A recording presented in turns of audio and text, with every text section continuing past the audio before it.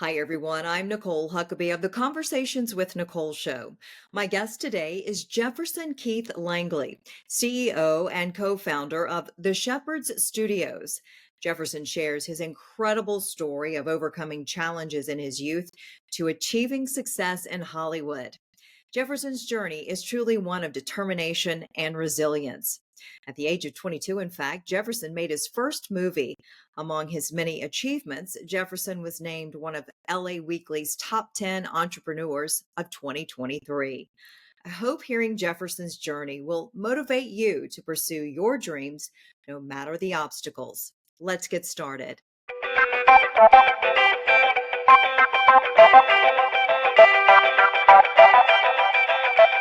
Hey, everyone, welcome to Conversations with Nicole. I am delighted to have as my guest today Jefferson Keith Langley. He is the CEO and co-founder of the Shepherd Studio, and I can't wait for you to hear his incredible story of overcoming challenges in his youth to achieving tremendous success in Hollywood. Jefferson, welcome to the Conversations with Nicole show. Yeah, thank you. Thank you so much for having me. I appreciate it. I am so excited to have you as my guest and for you to share your story. So Mm. let's go back, talk a little bit about your upbringing and sort of where it led to where you are today. Yeah, I grew up in a small town in Texas at the time, right? Now it's obviously been overdeveloped outside of Dallas, about an hour from Dallas. And yeah, I was born in the Panhandle, where it was even more removed. But yeah, I grew up in Texas, in Friday Night Lights, and yeah, it was all about sports and church and achievement. So I grew up that way. I am obviously I'm part Latin and Native American Indian in my background. So, growing up like this in a, white rainbow bred neighborhood brings its interesting dynamics. Yeah. But then named Jefferson, where, you have two last names, a last name and a last name for a first name, Right. they couldn't find enough to poke at and pick on. But yeah, I was a prodigy athlete. I had a very overbearing, father that was from another country, and he, considers himself the American dream himself. He came from nothing and worked his way up, and had his achievements and stuff. But yeah, it was just an interesting dynamic, and I immersed myself in sports, and used that to blend in and protect myself, I guess you could say, because Yeah. look, they want to win, and they'll accept you if you help them win. And so I saw that angle as otherwise you know, I probably wouldn't have made it. It was a tough time back then. We're talking about the 1970s. Right. Things have come a long way now, diversity and inclusion and all. But Thank back goodness. then, yeah, Yes. but back then it was ruthless, brutal, um, and yeah. So I, used my God-given talent and polished it and saw that was my way, and just persevered and you know worked my way up the ranks. Went to Olympic development program, all kinds of stuff, and then yeah, I moved out to LA at 19. I left my college scholarship early playing ball, and it's like I'm going to Hollywood. And of course, people in a small town, they're going, "Oh, he thinks he's something else." So Right. I just you know I don't know. I guess I've always had this way of zeroing in on something and not letting go until it's done. I guess in a way it's a character trait, maybe. Yeah. Before we get too far Yeah, into your tremendous success in Hollywood, I want you to just briefly describe when you talked about your father. He was tough, yeah, and your mother was, as you said, she was Native American, so yeah, she brought a little bit of her world into your world yeah, with what we would probably describe today as holistic medicine. So yeah, tell me about those two dynamics. It did create some challenges for you. yeah. Because again, when you're growing up in the '70s in a small town, when you tell your friends, uh, "Oh, you're sick. You go to the doctor," and you say, "No, my mom's crushing some herbs Yeah. that I have to eat," in one of those, stone Yeah. stone Rounding it bowls. up. Yeah. Yeah, yeah. And she's Latin too. We have, our backgrounds come from Spain and stuff. So I mean, same thing. But yeah, it Right. was very, very earthy, holistic, spiritual. I was spending a lot of time with shamans back in the day. My grandparents lived in New Mexico, so when I would visit them, I'd roam out in the desert. And there were literally teepees, Yeah. these medicine men and stuff. And so I was just very fascinated with that. But then you cross that with the dynamic of optics is everything, and it all looks great on the surface, but back at home or underneath behind the curtains, it's dark and twisted, and Yeah. you know um, constant measuring of your abilities and acumen, and pointing and poking. Yeah. Um, I think there's a difference between tough and overbearing, I guess you could say. I mean, Yes. I get tough, it's like, come on, push it, but when you're winning tournaments and you're over, I mean, look, I was playing at 6 years old, I was playing with 12-year-olds, you know? And I don't think we've actually defined the sport. You call it football, the real football, but it's Yeah, yeah. soccer, correct? Yeah, correct. Well, I played, yeah, they call them triple threats. I played American football, I played, soccer, Yes. regular football, and I also played basketball, but I had to make a choice, once I was in high school because the scouts were asking like, what's he gonna do, Right. But yeah, so I would go from one training to the next. I was training 2 to 3 times a day, every Mhm. day. They call them two-a-days, Yeah. which you're from the South. I'm sure you understand what those Yeah. are. You know, Yes.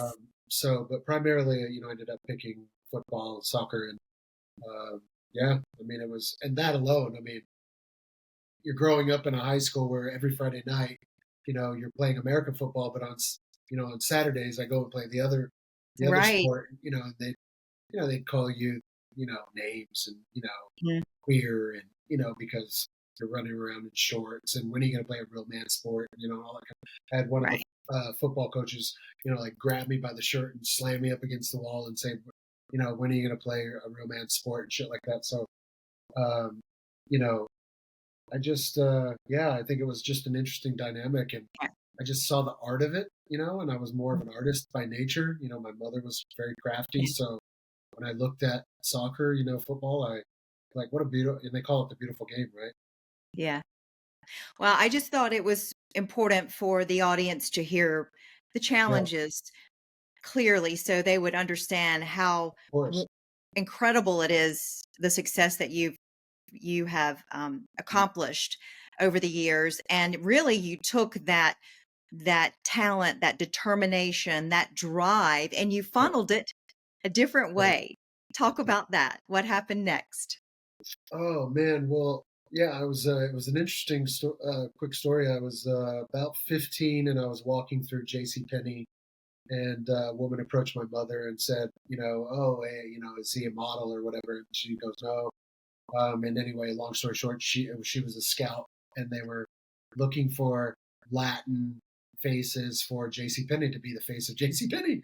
And so I got put in this competition and ended up winning, and met all these famous designers in Washington D.C. I mean, it was crazy.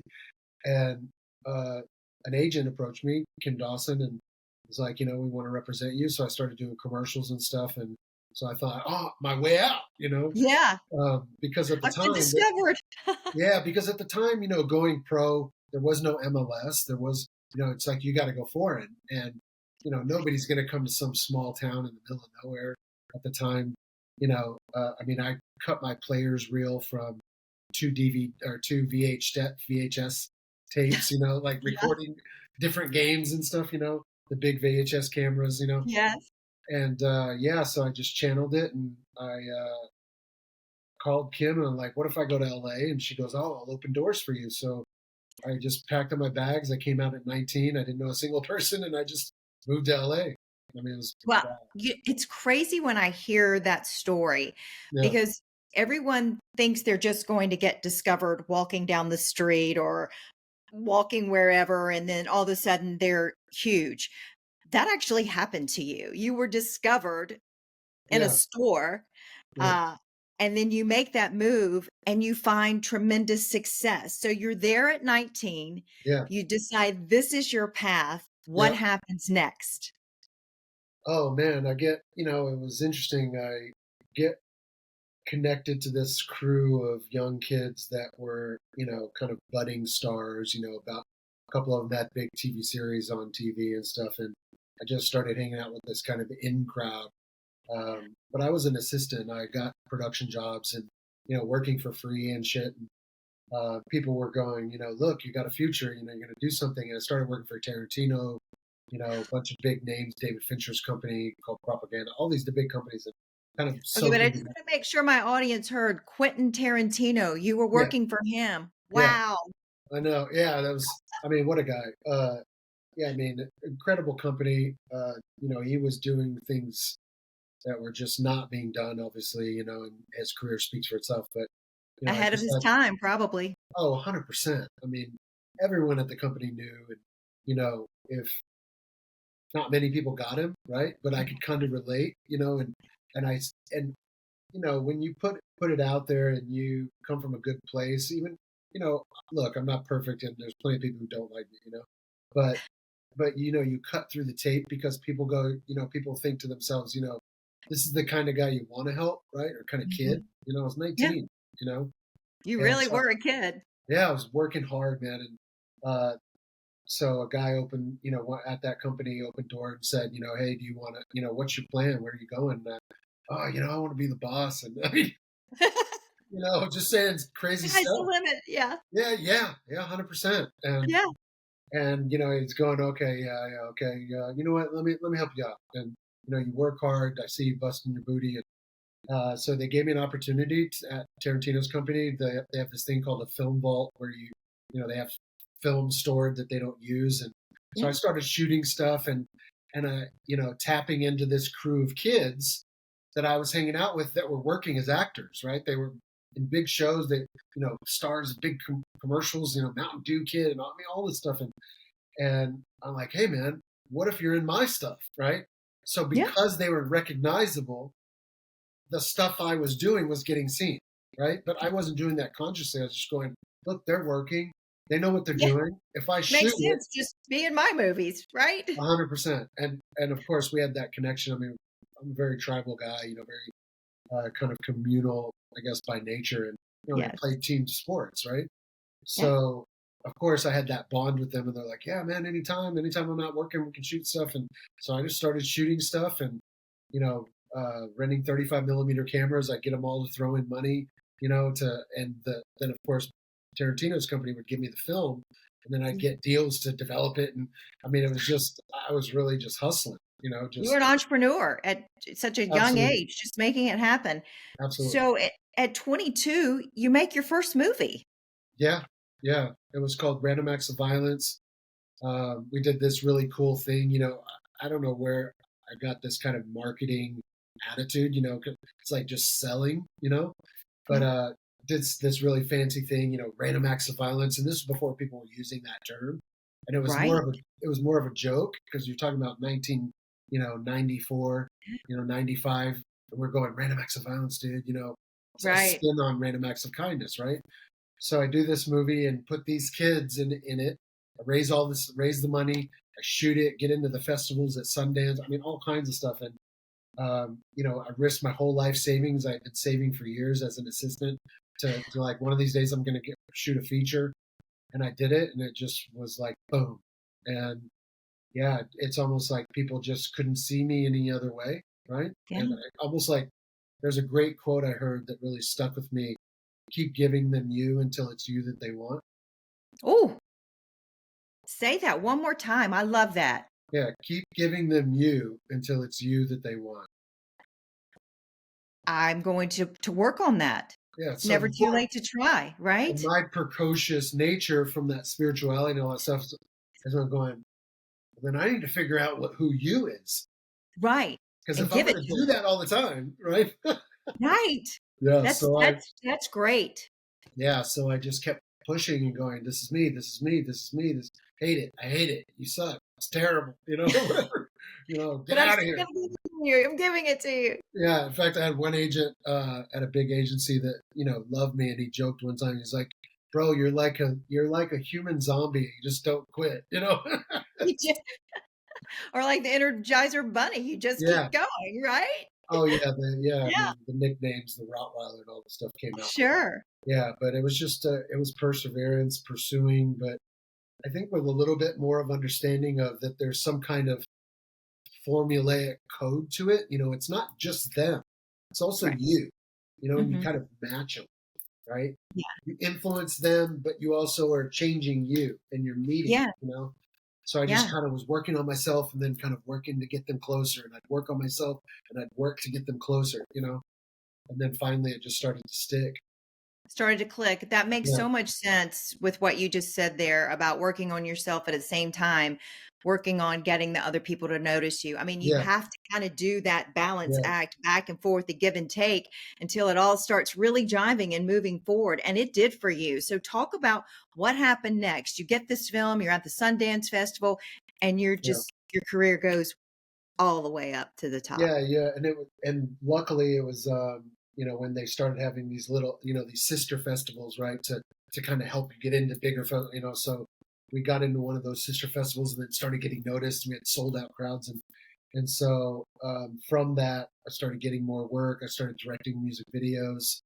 I did a music video for this electronic group called Crystal Method. It was Uh-huh. super famous at the time, and that got the attention of MTV. They flew me out to New York, did one of their first reality series ever about discovering music video directors. And so, of course, typical Hollywood, right? When Yeah. someone else thinks there's something about you that there's there, they say, "I see it too," right? Right, right. It's classic, right? Jump on So board. Yeah. yeah, of course. So because others were seeing it, so others started agreeing, and then it just started to snowball. Met a really incredible lady from San Francisco that was an investor, and she believed in me and saw what I was doing, and just we had that kind of match, and yeah, so I started a production company with her, and we raised money, and so it just started to snowball. I was doing campaigns and for Nike, Mercedes, a bunch of different stuff, and yeah, I was just on the road. Yeah. So of course everyone wants to know who are some of the stars that you've worked with that we would know, other than you being a star, but we now know that, but Oh yeah, yeah, yeah. Well, I mean, some of the friends were, they're on CSI and a bunch of stuff like that. Well, I was just talking with one of my partners today. He produced Entourage, and we were talking about a mutual friend who was close to me. Her name's we call her Emmy, but Emmanuel Shrieky.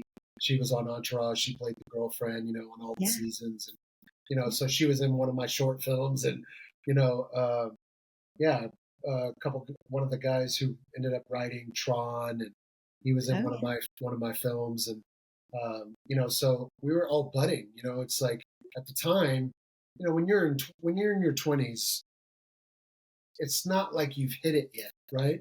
But right. you're kind of on this slant, right? Mhm. It's not like you're like boom. So we were all kind of rising up together. So they Yeah. ended up going and doing a bunch of series. One of my close friends that ended up getting Supernatural. His name was Jensen. He was one of the lead actors in Supernatural and stuff. So it was like this brat pack group, right? Mhm. But yeah, I mean, I it's love that. yeah. I did a movie with Simon Baker, the guy from The Mentalist. Paz Yeah. Vega was in it. Claire Forlani. So I've done some stuff, but I mean, by all means, is it where I want to be? No, I mean, I'm always shooting, always moving. Well, I think that is with your line of work and really with whatever career your path you're taking, Yeah, you always have to be moving forward. You always have to be staying relevant. You have to be looking for the next big thing. I mean, yeah, otherwise you're just there. You're just stuck in the moment. yeah, So what your next big thing was you created the Shepherd Studio, yeah, obviously. yeah, And tell me a little bit about that and where you are now and some future plans. yeah. So yeah, the Shepherd Studios was built out of a vision of kind of like what's next in entertainment. We call it a 360 transmedia studio. So we're making games and technologies and softwares for storytelling. We're big on backing the creator economy. We think that's going to expand even more, beyond the YouTubes and all that stuff. Yeah. So we're making movies. We're making a movie at the end of this year that's a horror thriller about the war in heaven. We have a conspiracy theory movie about nanotechnology and, some citizens that are poisoned and, going on these crazy sprees of murder. And, it's just thrillers and, but there's Yeah. games and there's, apps. And I mean, it's just, it's just a good group of really down to earth people that have done really cool things. And, I got a harebrained idea to like, what if we all did it together instead of you Yeah. doing your own thing? Because, You're like I better said, together. 100%. So Yeah. band of brothers and sisters, and yeah, we're moving. I love that. Okay, so I have to ask, how did you come up with the name The Shepherd's Studio?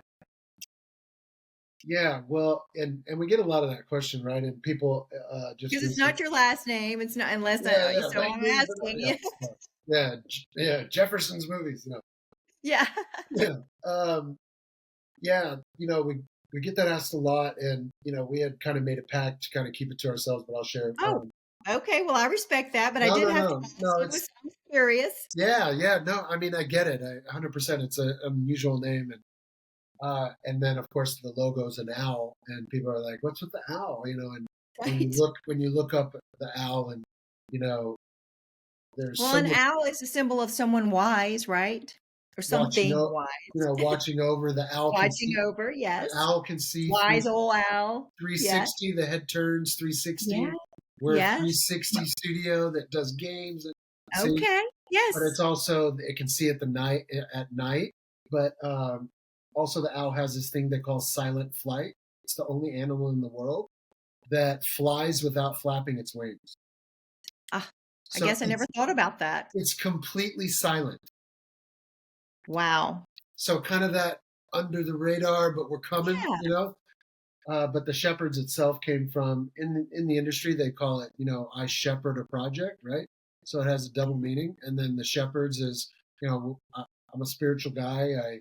Like I said, that's just my upbringing, and I consider myself doing good work, and I'm a believer. I pray every day. I meditate, all of that included, and it's kind of my homage to the fact that I made it out of a very difficult situation and turned it into something positive, and so it's my Yeah. kind of thing without having to do it. Yeah.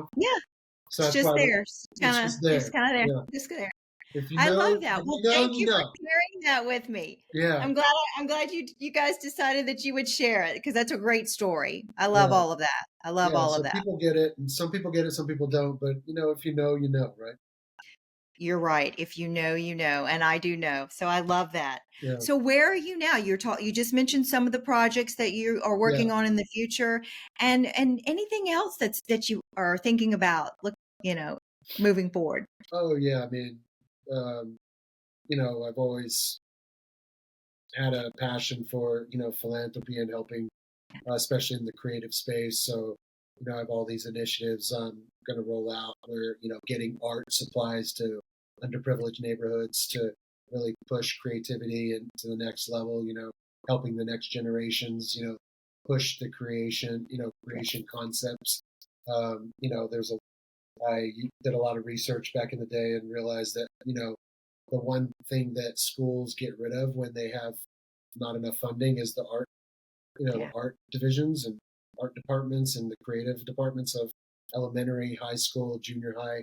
When the funding's low, they cut off all the creative arms, and so I've always had a passion for that. When I'm able to supply all of that and making sure that creativity never dies, because I think stories are our heartbeat of our life.